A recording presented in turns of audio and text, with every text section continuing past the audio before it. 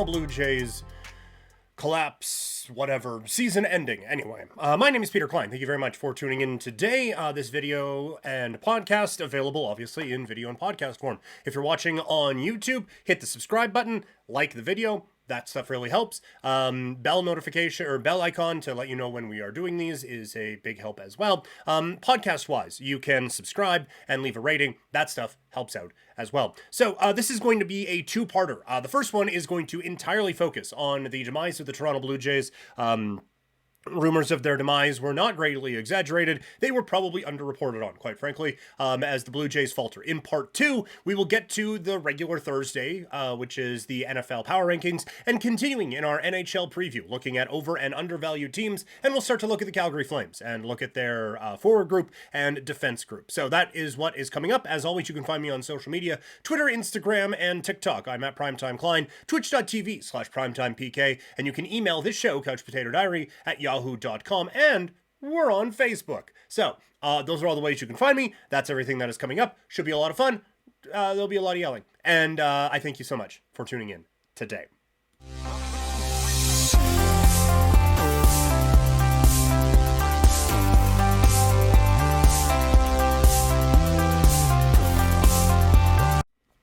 All right, so the Blue Jays season ends with a whimper as they fall to the Minnesota Twins. 2-0 the final score in Game 2 of their American League Wildcard Series. The Twins are off to get the hell beat out of them by the Houston Astros, and the Blue Jays are off licking their wounds for the second time in a row, and for the third time in 4 years, they are out in 2 straight games in the postseason. So, a lot to get to in this. Let's not beat around the bush. Let's get right to the absolute main big story from all of this, and that is the decision to pull Jose Berrios. If you are unawares, Jose Berrios was dealing. Hadn't even thrown 50 pitches yet in the 4th inning, and he gets pulled after a walk in the 4th inning, which lights Twitter on fire. And now, here we are, a couple of days later, or a day later, about 24 hours later, and there's no other way you can look at this other than that was an inexcusable move by the Toronto Blue Jays head coach, or manager, sorry. And I understand that there's analytics and all of those things involved. We'll just say this was an inexcusable move made by the Toronto Blue Jays. And I was going to say leave it at that. We're absolutely not going to leave it at that. Berrios was absolutely unhittable in this game. He was phenomenal. That two-seam fastball that was moving in on right-handed hitters away from lefties was just picture perfect. The pitch that he threw, I believe it was even, I wouldn't have been to Lewis because Lewis was a righty. I think it was Polanco switch hitter, so he's batting lefty. It's a two-seam fastball, and so normally when you're throwing a pitch, yes, I keep baseballs around. When you're throwing like a fastball, the camera's too zoomed in for me to, but if you're throwing it like this, the ball's going to move like this. But with a two-seamer, if you put just a little bit of extra pressure on the one finger, you can actually get it to move a little bit more. And two-seamers just in general are going to do that just based off of whatever. Camera's too, you know what I mean. But the two-seamer, when you can throw it, or when you throw it, it's going to have a bit more of a movement like this. And for people who are listening, all of that explanation sounded really bad. So, four-seam fastball, it moves kind of the direction your arm would. Two-seamer kind of goes against that a little bit and would seem to defy physics. And what he did to paint the corner with that one was nothing short of spectacular. A phenomenal pitch to really show like this guy is dealing. Everything seemed like an out pitch. There wasn't anything that he was just kind of wasting. The changeup was working. Breaking balls, all of them were phenomenal. And like I poorly demonstrated on video and even poorer in audio, that fastball was working for him.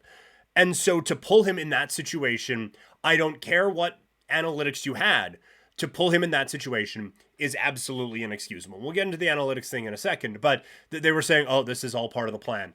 There has to be more than one plan, right? Like, I understand planning for when things are going wrong, and planning for things going right with this Blue Jays team does seem to be like a bit of a fool's errand this year, but you have to have a plan for, hey, if this guy's just fucking dealing, what do we do?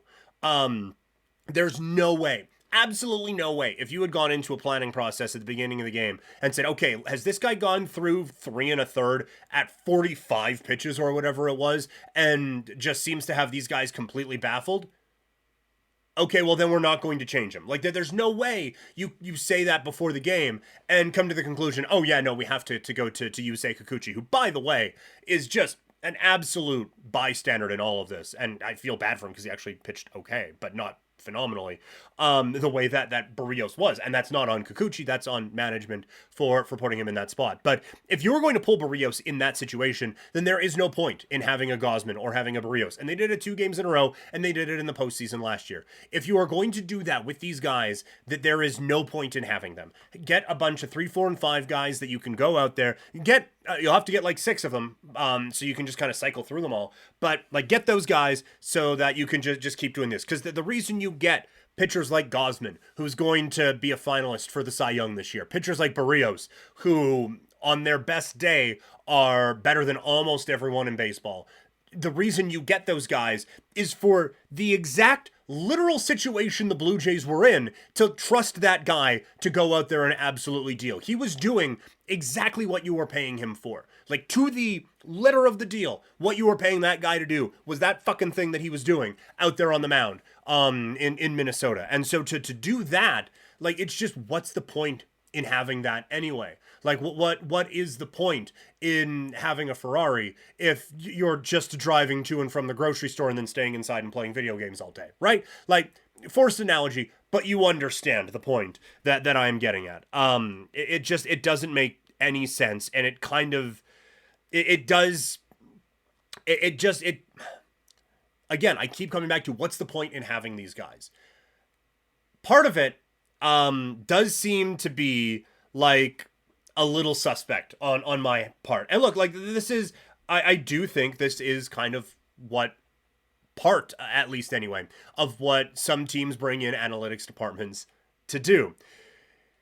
If you are going to make a move in a game that seems to limit the value of starting pitchers to your team, or just players on your team in general, it seems really suspect to have your front office be in charge of that. And make no mistake, but because this is an analytics decision, the front office is absolutely involved in these decisions.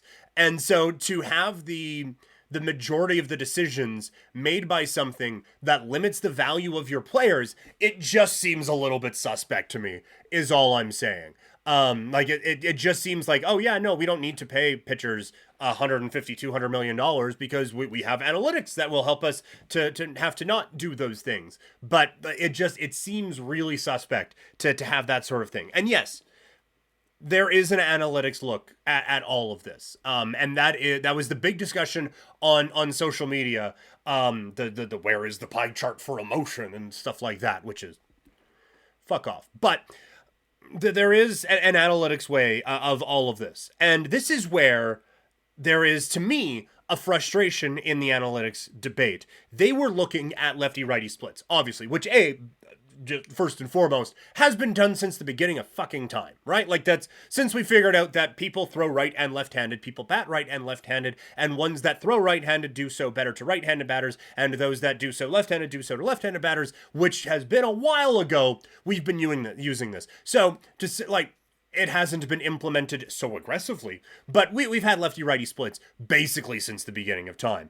But they were looking at that, not the numbers that would look at, okay, what does a guy do first and second time through the order, or what does a guy do when he's just fucking dealing, which it would be a weird stat, but you know what I mean. Like, they chose to look at one set of stats and not the other set of stats. And that's why just lumping everything into this big catch-all, well, analytics, down with the analytics, is just very kind of knuckle draggy and a little bit, it just feels a little bit easy to do. But this is why the analytics thing can be so complicated. It's not just having analytics. Having analytics is one thing. We all have the analytics. Like, we can go to MLB Savant and StatCast and Fangraphs and Baseball Reference was the one I was trying to get to before I listed off 4. We all have access to all of those, but this is a bigger conversation, I think, about analytics, because, like, again, like I said, we all have numbers that we are looking at. You need to know what you are looking at, right? Like, you need to know, Like, I just like this specific situation. There's already two different sets of analytics that you can look at. And that's before you get into how does each hitter do against each pitcher. And then you can go even further. Like, Berrios throws a fastball at this velocity with this spin rate and a breaking ball at this velocity with this spin rate. Well, this guy, his bat has a bit of a tougher time based on its trajectory on this spin rate and this velocity. And this guy's bat, based on its trajectory, because we have those stats too, this guy struggles against this spin rate and this velocity. Therefore, we should use pitcher X in this situation, right? Like there are a lot of stats to have. It's not just a big thing that just says analytics and it's just like this guy bad, this guy good. Like that's the exact opposite of what this is supposed to be. So yes, it's one thing to have analytics. It's another thing to know how to use them and know how to use them in different situations. This was clearly the wrong situation to use whatever analytics they decided to look at. There are some situations where it is a bit more cut and dry. In my opinion, bunting. When you look at run expectancy charts, it's just better to have 3 swings with runners at first and second than basically 1 with runners at second and third, because your argument there is you're trying to get the run in from third base. So you have 1 at bat to hit a fly ball. Fantastic. I'd rather have 3 to try to get a base hit, just based on how really hard this sport is to hit. Bunting getting a absolute drive-by there, I apologize. But like there are some instances where, in my opinion, it's a bit more cut and dry. But in the case of this one, we just listed off like 6 that you can look at. That's why it's not just enough to just check the box of, well, we have an analytics department and they're going to help us with the decisions. You have to have the right people looking at the right numbers for the right time, which, as I think you can probably figure out by now, is really fucking hard to do because there are so many numbers to look at. I mean, even WAR, the stat that is kind of the overall, this is how the stats community can value players, and we had that whole Miguel Cabrera, Mike Trout debate that lasted years and years and years. There's 2 of them. There's a Fangraphs WAR, and there is a Baseball Reference WAR. Both of those sites use different things to calculate their WARs. So there are numbers out there for everything that will justify anything you want them to. You have to have the right people looking at the right numbers in the right situations to have them used effectively. So to just say, oh, well, analytics is so... It's oversimplifying an extremely not simplified thing. And that's where this whole thing can get a little bit frustrating. And quite frankly, it's not even the point of analytics in the first place. I mean, like, analytics are there to give you a bit of a emotionless look at what you should and shouldn't be doing in a baseball game and how to grow things, right? And how to give yourself the best chance to win. But they're really there to help give you the best chance to win over an entire season, right? Like that's Moneyball, essentially. It's using all of this info to help compete with the bigger teams. Now the bigger teams are using it, but Moneyball was used all of this info that the bigger teams aren't using to try to get an edge on them. But that only works in a season-long thing, right? Like that works, that the bigger the sample size, the more this is going to work. By design, the playoffs limit that, right? Like the playoffs bring it down to a point where it's all just a series of small sample sizes and then your season's over in the Blue Jays case. There are analytical decisions to help set you up, right? Like we talked about one kind of yesterday. Having your number 2 hitter be Brandon Belt seemed like an issue all series long, as quick as it was. Having your best hitter be your number 2 hitter because analytics say over the course of a season, you're going to get him a few more at-bats, and over the course of a game, you're going to have him come up in better situations, just the way the lineup works. That's one way it can help you. But this was a thing initially designed to help give you a season-long edge. It's just somewhere along the line, because everyone started using it, they tried to zero in more and more. And okay, well, how can we get a better edge in this situation? How can we get a better edge here? And now it has kind of been misused in this way that it's like, oh, well, yeah, this is what the analytics tell you to win one game. It never was supposed to be that. And that's where you get these things like, oh, well, the playoffs are a crapshoot because the analytics can't really help you. It's like, well, if they were, the Dodgers wouldn't have success in them every year, and the Astros wouldn't have success in them every year, and the Braves wouldn't have success in them every year if it was just this whole random series of events. I just can't imagine the Dodgers have been kind of lucky for a decade. it has kind of that's kind of been a justification to keep the analytics around. It's like, oh well, this is what you're supposed to do, give yourself a best chance, so that this is what it is. When in reality, analytics, I believe anyway, are supposed to be used in constructing your team, absolutely in constructing your team. Although there's a balance in that too. You look at hockey, like I think that like analytics should be used for the majority of time in building your hockey club, but I also see the value in just having Ryan Reeves around to punch people in the face. Same thing goes for baseball, right? Like uh, having having Mike Trout and a team full of guys with high WAR is great. Sometimes it's just awesome to have Miguel Cabrera too, right? Like you can have that balance, but analytics, in my opinion, should be used as a way to build a baseball team, and they should be used in a way to optimize that baseball team throughout the season, and then give you a bit of a map, so to speak, more of a guideline, I guess, because a map leads you right to the destination. This should be a guideline to help you in the postseason, but there does still have to be a feel to playoff games. And God, that makes me sound so old. But you know what I mean? Like there has to be a way to manage certain situations without just, this is what it said before the game, so this is what we're going to do to be able to take emotion out of it. Sometimes you can't take emotion out of it. Now, you can go too far the other way, and we have seen that. Basically, to get one of these patches on your head, on your hat, it's really fucking hard to do. That's why only one team gets to do it every year. I guess to get the patch you get to. But I wouldn't be wearing this one if the Jays lost in 93, right? So to get that World Series trophy or to get this patch on your hat is really hard to do. It takes more luck than people would like to admit, but it also does take, I think, a balance of using these numbers to help get you to this point, but then using what you have seen all season long to get you to the promised land. And that, I think, is where the Blue Jays have certainly lost their way with this whole situation. But make no mistake about it, the decisions that were made to lead up to Jose Berrios being taken out of that ball game, that process dramatically needs to change for the Toronto Blue Jays going forward. Now, 17 minutes of that to say that wasn't the reason the Blue Jays lost the game. Although, I will say, like you could, not that it felt like there was a ton of confidence around this team anyway, but they were building, right? You could feel the air come out of that ball club when that happened. Barrios has to be up there cheering guys on and, hey, it's okay, we can get through this. You guys got this, you got this.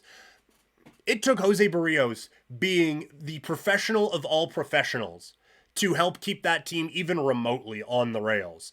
But it did feel like a real deflating moment for that Blue Jays club that I don't think they totally recovered for in that game. But at the end of the day, this is a team that scored one run in 18 innings, which, spoiler alert, isn't good enough. So for the Blue Jays now, it was a problem all season long. It was a problem that wasn't addressed all season long. And now we are seeing the problem with it. They score one run in 18 innings. They had a chance to put Sonny Gray away early. First and second in the first and the second inning. Opportunities to really drive that game home. And they came away with nothing in it. They let him get settled in that game. And then you let the Twins set up their bullpen in a way that it was absolute best case scenario. Talk about how a plan is going. That is absolutely how that plan was going for them. And they set it up perfectly because of the Blue Jays' inability to take advantage of Sonny Gray struggling early on. They let him kind of get back into a groove, and they let the Twins set up that game exactly how they wanted to. There was no approach to this team. Sonny Gray is a pitcher that he's going to give you a couple, and you have to take advantage of them. But if you don't even let yourself get to that point, then he is going to eat you alive. And that's what the Blue Jays were. He is a pitcher that requires patience against a team that refused to be patient all game long. I think they swung at the first 5 pitches of the ball game. Like Springer, he's going to do that. But even that, can you just not for a second, please? That would be great. And Bo Bichette, if they could rein him in even a little bit, just a little bit. I'm not saying he needs to have a military crew cut and just be like, sir, yes, sir, sir, no, sir, the whole time. But boy, if they could just rein that horse in a little bit, then he would be just the best hitter in baseball, in my opinion. He has the tools to be the best hitter in baseball. And there's part of that is helped by his aggression, for sure. but there has to be at least a touch of an approach and a touch of a game plan going into it for him to really, I think, unlock his true potential.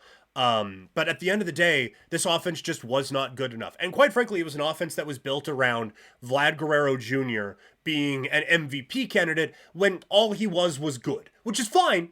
I do think the ceiling on him is much higher, and the expectations on him have always been much higher than, oh yeah, he was good, than a 265 hitter with 25 home runs. Like, we're talking about a guy who people are expecting to have to pay him like $300-500 million in a few years. 265 and 25 home runs ain't that dude.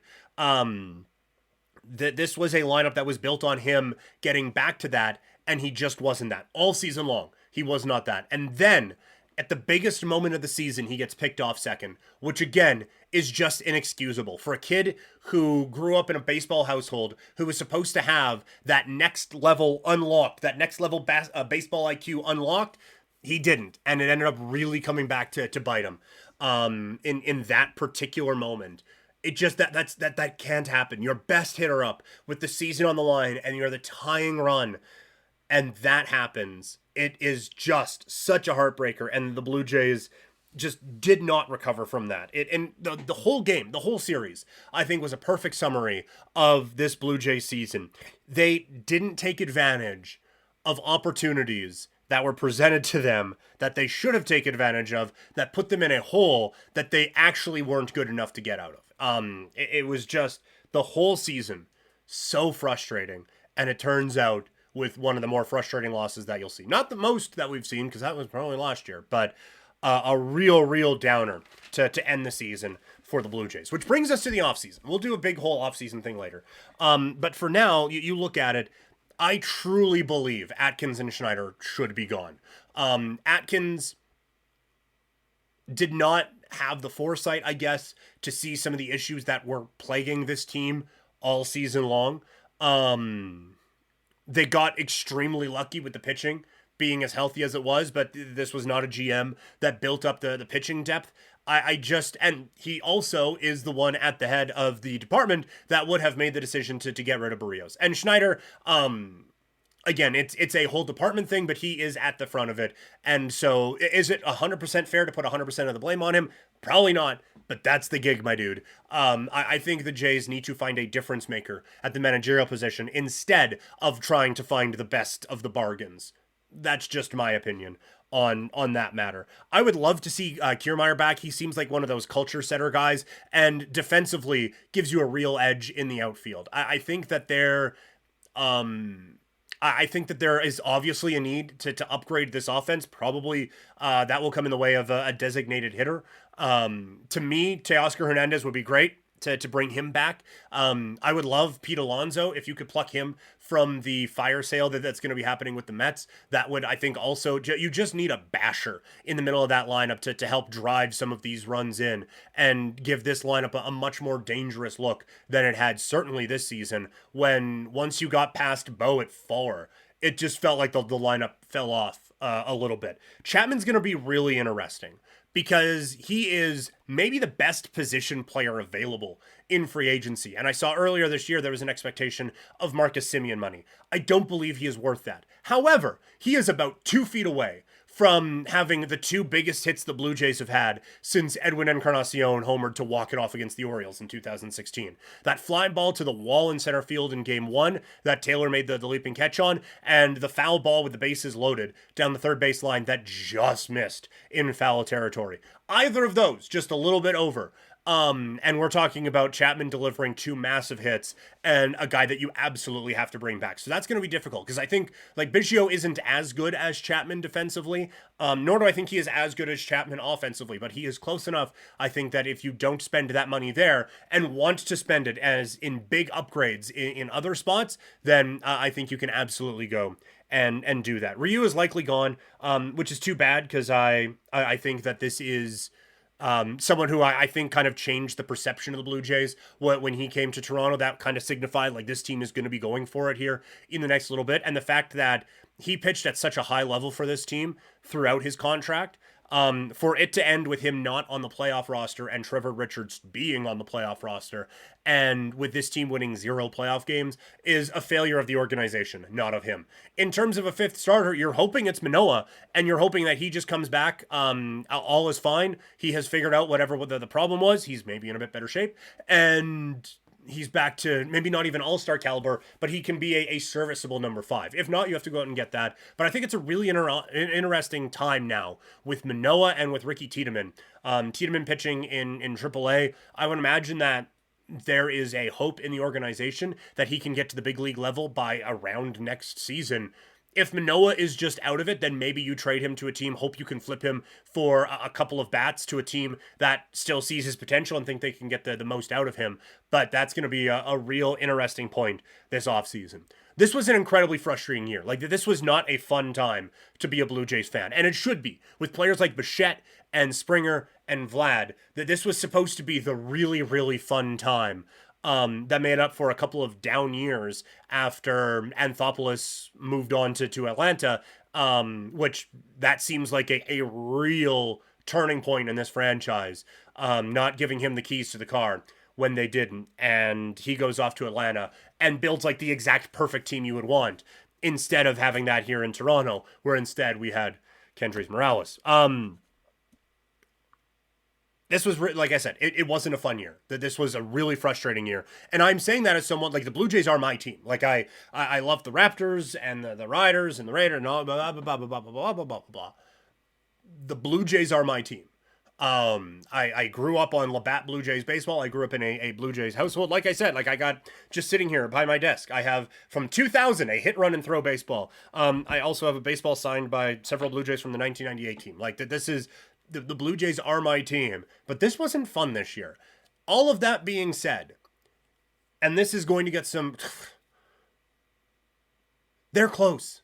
Like, the talent on this team is close enough. I think it needs to be used in a more optimal way. It needs to improve, and it needs a couple of pieces. But they are right there, I think, to really be the World Series contender that people have thought they have been for the last couple of years. But it is going to take some work this offseason. I just hope they change the ones who are doing that work. That's going to do it for part 1 of the podcast today. Thank you all so much for tuning in. Rate, review, subscribe wherever you can. Find me on social media, Twitter, Instagram, and TikTok. I'm at Primetime Klein. Twitch.tv/PrimeTimePK. You can email this show, couchpotatodiary@yahoo.com. You can also find us on Facebook. Just search Couch Potato Diary. Coming up on the show later today, we'll be looking at NFL Power Rankings for the week. We will also be getting into our NHL preview, looking at over and undervalued teams for the year, and previewing the forward and defensive group for the Calgary Flames for the upcoming season. Just a couple personal notes. I'm going to be on Sportsnet 960 The Fan tomorrow. Yes, tomorrow. From 2 to 4, filling in for Logo. And then this Saturday, Wild Rose Sports Association, we had Mark the Shark DiCarlo on to talk about the show they had a couple of months ago back at the Genesis Center. This time, Shark is otherwise occupied. I'm stepping in as the ring announcer. So look for me with the Wild Rose Wrestling coming up this Saturday in the Northeast. We're not at the Genesis Center. It is at the, I'm going to say this wrong, the Chapelhow Legion in the Northeast, but just...